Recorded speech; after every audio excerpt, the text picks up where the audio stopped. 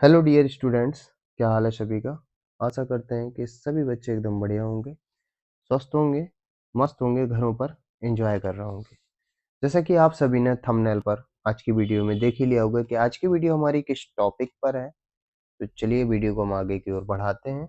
और जैसा कि हम शुरुआत में आपको दिखा दें कि हम वार्षिक परीक्षा 2024 में कक्षा 9th गणित के सेट के बारे में सॉल्यूशन कर रहे हैं। ठीक है, इसके एमसीक्यू टाइप के क्वेश्चनों का सॉल्यूशन करने के लिए हम नीचे की ओर बढ़ते हैं। और जैसे कि आपको पता होना चाहिए, हमारा जो यूपी बोर्ड की जो भी आप एग्जाम दे रहे हैं क्लास 9th में, तो आप याद रखिए 20 नंबर के एमसीक्यू टाइप के क्वेश्चन आते हैं और प्लस उसमें 50 नंबर की थ्योरिकली क्वेश्चन आते हैं जो आप सभी को जान लेना चाहिए। और ये हम आपके सामने एक ऐसा इंपॉर्टेंट पेपर लेकर आए हैं, अगर इसको आप पढ़ लेते हैं तो यकीन मानिए आपको कहीं अनदर पढ़ने की आवश्यकता नहीं है। इसमें खास इंपॉर्टेंट क्वेश्चनों का कलेक्शन है। अगर आप हमारे चैनल में जुड़ चुके हैं, चैनल को अभी तक सब्सक्राइब नहीं किया तो चैनल को जरूर सब्सक्राइब कर लें। बेल नोटिफिकेशन पर ऑल नोटिफिकेशन पर जरूर क्लिक कर दें। चलिए आगे की ओर बढ़ते हैं और एमसीक्यू टाइप के क्वेश्चनों का सॉल्यूशन शुरू करते हैं। सबसे पहला क्वेश्चन आ चुका है, बहुविकल्पी। कह रहा है निम्नलिखित में से अपरिमेय संख्या है। अपरिमेय संख्या ये रही, स्पष्ट दिख रही है। √7 जो आपकी है एक अपरिमेय संख्या है। क्यों? ये परमेय है क्योंकि इसका अंडर रूट 4 का वर्गमूल 2, 9 का 3 हो जाएगा। अगर इन दोनों को देखें, दोनों रूट में है तो √12 बटे, अगर 3 करते हैं 3 चौको 12, तो √4 का वर्गमूल हो जाएगा 2। ठीक है, और 81 का वर्गमूल हो जाएगा 9। तो इस हिसाब से ये भी परमेय, ये भी परमेय, ये भी परमेय, तो करेक्ट आंसर हो जाएगा हमारा ये √7 एक अपरिमेय संख्या। ठीक, आगे समझ में आपको? तो अपरिमेय संख्या कौन सी हो गई? √7। इसके बाद ये रहा, इसका मान होगा। तो देखिए 16 को हम लिख सकते हैं 2 की घात 4, और चूंकि घात कितना चढ़ी हुई है 3/4, तो 4 से 4 कट गया तो 2 की घात 3, 2 की घात 3 का मान 8। तो उस हिसाब से ऑप्शन बी करेक्ट आंसर हो जाएगा। ठीक है, तीसरे नंबर की ओर बढ़ते हैं। तो तीसरे नंबर में कह रहा है यदि x+1 बहुपद 2x² प्लस kx का एक गुणनखंड है तो k का मान है। x+1 गुणनखंड है, x+1 इज इक्वल 0 कर दीजिए, x बराबर हो जाएगा -1, -1 2x², -1 मान रख दीजिए, k -1 इज इक्वल 0, तो ये 2 -1 का स्क्वायर 1 हो जाएगा, प्लस माइनस का k बराबर 0, 2 k उस तरफ चला जाएगा तो प्लस का, तो k का जो करेक्ट मान हो जाएगा वो सी ऑप्शन हो जाएगा।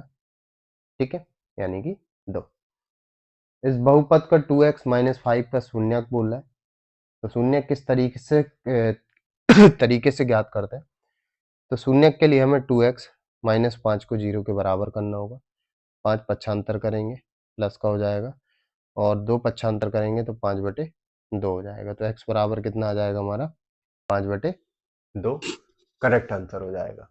ठीक है, अगले क्वेश्चन की तरफ चलते हैं। ये जो कह रहा है रैखिक समीकरण 2x + 3y = 6 कि आलेख पर स्थित बिंदु है। ठीक है, ये जो सारे जो मान दिए हुए ना, इन सभी मानों को रख के चेक करना पड़ेगा। जैसे x का मान 6 रखते हैं, 6 दूनी 12, 6 से 6 कट गया, y बराबर 0, ये नहीं हो सकता। x की जगह 2 रखते हैं, 2 दूनी 4, 4 इस तरफ जाएगा, प्लस का 2, y बराबर 2/3, ये भी नहीं हो सकता। ठीक है, x की जगह पे हम 3 रखते हैं, 3 दूनी 6, 6 से 6 कट जाएगा, y बराबर 0, ये भी नहीं हो सकता। ठीक है, और x की जगह अगर हम 0 रखते हैं तो y बराबर 2, ये भी नहीं हो सकता। कुल मिला के ये जो चारों ऑप्शन दिए हुए ना, ये चारों ऑप्शन गलत है। तो इस पर कोई माथापच्ची नहीं करना, लेकिन अगर एग्जाम पे आते हैं तो आपको क्या करना है, ये पहले बिंदु का मान रख देना। जैसे कि यहाँ पर आप स्पष्ट देखें जो लिखा हुआ है। ठीक है, x का मान रख के y का मान आना चाहिए, x का मान रख के y का मान आना चाहिए। अगर नहीं आ रहा तो ठीक है, कोई भी सही नहीं है, ये चारों ऑप्शन गलत है। ठीक है, इसके बाद 6वें नंबर में क्या कह रहा है, यूक्लिड निम्नलिखित में से किस देश का निवासी था? तो यूनान का, जिसको इंग्लिश में बोलते हैं ग्रीस, यानी ग्रीक। ठीक है, तो यूनान का निवासी था। अब 7वें नंबर में क्या कह रहा, एक बिंदु में कितनी विमाएं होती हैं? भाई एक बिंदु होता है, एक विमा, दो विमा, तीन, चार, पाँच, छः, सात, कितनी हो जाएगी? अनंत हो जाएगी। ठीक है। इसके बाद 8वां नंबर क्या कह रहा है? 8वें नंबर को ध्यान से देखेंगे तो बिंदु 5 कॉमा -6 की एक्स अक्ष से दूरी। भाई एक्स अक्ष से दूरी है तो वाई का मान करेक्ट हो जाएगा, इसका बी करेक्ट हो जाएगा। अगर वाई अक्ष से बोलते तो एक्स का मान बताते। देखिए इस टाइप के जब सवाल आते हैं, एक्स अक्ष से दूरी बोलेगा तो इस बिंदु में वाई का मान आंसर हो जाएगा, वाई अक्ष से दूरी बोलेगा तो इस बिंदु में एक्स का मान आंसर हो जाएगा। एक्स अक्ष से दूरी है तो वाई का मान आंसर हो जाएगा। 9वां नंबर कह रहा एक कोण 50 डिग्री का, ठीक है, उसका पूरक कोण होगा। देखिए भाई पूरक अथवा कोटि पूरक कोणों का योग 90 डिग्री होता है, तो 50 के साथ 40 जोड़ देंगे 90, तो बी नंबर करेक्ट हो जाएगा। इसके बाद कह रहा है चित्र में ए बी समांतर सीडी, तो एक्स का मान होगा। भाई एक्स के मान के लिए डॉटेड करके रचना कर लीजिए। ये समांतर है, अगर ये 30 तो ये भी 30 हो जाएगा, अगर ये 40 तो ये भी 40 हो जाएगा, और 40 30 70 हो जाएगा, तो सी नंबर करेक्ट आंसर हो जाएगा। ठीक है। इसके बाद अगले में चलते हैं 11वें नंबर में। 11वें नंबर में क्या कह रहा है? त्रिभुज एबीसी में, ये एबीसी लिख दिया हमने, एबीसी में ए बी बराबर बी सी है, तो ये आमने सामने के कोण बराबर हो जाएंगे, बराबर बजाओ के, और कोण भी 80 दे रहा, कोण भी कितना दे रहा? 80, तो इन दोनों का योग कितना हो जाएगा? 100, क्योंकि त्रिभुज के तीनों कोणों का योग 180 अंश होता है, तो इन दोनों का योग कितना हो जाएगा? 100, तो ये भी 50, ये भी 50, पूछ क्या रहा? एक मान, सी नंबर करेक्ट हो जाएगा। ठीक है।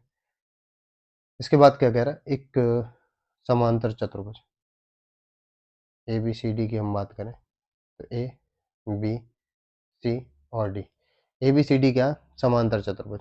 अगर ए 40 डिग्री है तो आप याद रखिए समांतर चतुर्भुज में एक ही ओर के अंतः कोणों का योग 180 अंश होता है। अगर ये 40 है तो ये 140 हो जाएगा, बी कितना हो जाएगा? 140, क्योंकि दोनों का योग 180 अंश हो जाएगा। तो समांतर चतुर्भुज में एक ही ओर के अंतः कोणों का योग 180 अंश होता है। अगर ये 40 है तो बी कितना हो जाएगा? 140। इसके बाद क्या कह रहा है? अर्धवृत्त में बना कौन होता है? भाई समकोण होता है। अर्धवृत्त में जो भी कोण बनता है वो समकोण होता है, यानी 90 डिग्री का, तो बी नंबर इसका करेक्ट हो जाएगा। इसके बाद अगले क्वेश्चन की तरफ चलते हैं। 14वें नंबर में एक समबाहु त्रिभुज ए बी सी, कोई भी त्रिभुज होगा, उसका जो परिमाप कह रहा है वो ए कह रहा है। परिमाप होता है 2s बराबर 60, सभी भुजाओं का योग ए प्लस बी प्लस सी बराबर 60, और तीनों भुजाएं बराबर होंगी तो 3a कर दो भाई। 60 3 से भाग दे दिया तो a बराबर कितना हो गया? 20, और समबाहु त्रिभुज का क्षेत्रफल कितना होता है? √3/4 भुजा स्क्वायर, है ना, तो √3/4, भुजा कितनी निकल आई थी? 20 का स्क्वायर, तो √3/4, 20 का स्क्वायर कितना हो जाएगा? 400, 4 से भाग दे देंगे 100, तो 100√3 हो जाएगा सेंटीमीटर स्क्वायर, तो 14वें का जो करेक्ट आंसर हो जाएगा डी हो जाएगा। इसके बाद 15वां नंबर कह रहा है बेलन के संपूर्ण पृष्ठ का सूत्र बताइए, तो 2πr/h होता है ना, और 2πr², क्योंकि बेलन का शेप क्या होता है? इस शेप का होता है ना, तो 2πr/h इसके चारों ओर का हो गया, और आधार का जो क्षेत्रफल दोनों तरफ के 2πr², 2πr अगर बाहर निकाल लें तो r प्लस का h बचेगा, तो सी नंबर करेक्ट हो जाएगा। ठीक। इसके बाद दे रहा है 16वां नंबर, एक गोले का वक्र पृष्ठीय क्षेत्रफल, गोला क्या होता है? 4πr², वक्र पृष्ठीय क्षेत्रफल 616, 4 से भाग दीजिए, 4 एकम 4, 4 पंचे 20, 4 चौको 16, 22/7 r² बराबर 154, 22 से भाग देंगे 7 बार, r², 7 भाग मिलेगा 95 में गुणे में चला जाएगा 49, r बराबर कितना बचेगा? 7 सेंटीमीटर, तो त्रिज्या ही तो पूछ रहा, बी नंबर करेक्ट हो जाएगा 16वें का। इसके बाद कह रहा है 17वां नंबर, वर्ग अंतराल का मध्यमान, मध्यमान क्या होता है? इन दोनों का योग कर दो और 2 से भाग दे दो, दोनों जोड़ेंगे 0 8 और 2, 2 से भाग देंगे 140, कितना हो जाएगा मध्यमान? 140। 40 हो जाएगा। इसके बाद क्या कह रहा है, एक संदूक की जो विमाएं कह रहा 12, 4 और संदूक है तो इस शेप में होगा, स्वाभाविक सी बात है, घनाभ के शेप का होगा। ठीक है। अब इसमें क्या कह रहा है, कितनी लंबाई की छड़ रखी जा सकती है। अब देखिए, कहीं ना कहीं इसके विकर्ण की माप के बराबर लंबाई की छड़ रखी जा सकती है। 12, 4, 3 इन सबसे ज़्यादा होनी चाहिए। इन 12 से भी ज़्यादा होनी चाहिए, 4 से भी ज़्यादा होनी चाहिए। 13 और 17 में से आंसर दोनों में से कोई होगा।